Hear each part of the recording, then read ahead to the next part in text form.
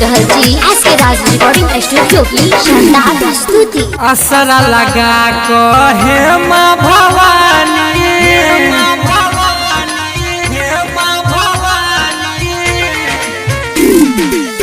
असरा लगा कहे माँ भवानी, एलियो तोरे दुआर, बेटा के सुने ही पुकार, हे मैया रानी बेटा के सुने ही पुकार, बेटा के सुने ही पुकार, हे मैया रानी बेटा के सुने ही पुकार।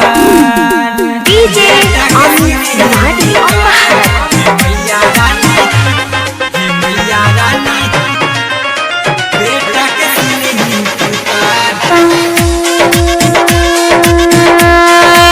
बोला बोला दुर्गा मैया की। बेटा के सुने ही पुकार, हे मैया रानी बेटा के सुने ही पुकार।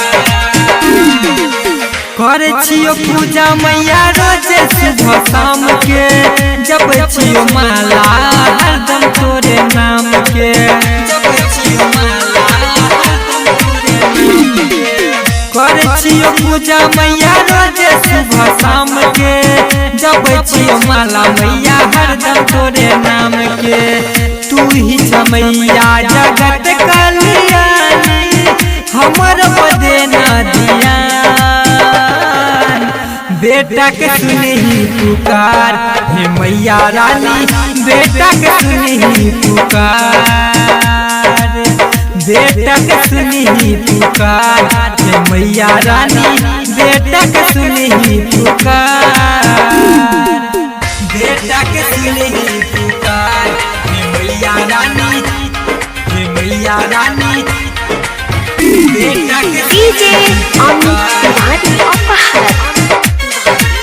बेटा के सुने ही पुकार, हे मैया रानी बेटा के सुने ही पुकार। भोरे से बैठल छियो तोरे मसोरा, लाल के अपना उठा ले मकोरा, लाल के अपना उठा ले मकोरा। भोरे से बैठल छियो तोरे मसोरा, लाल के अपना उठा ले मकोरा।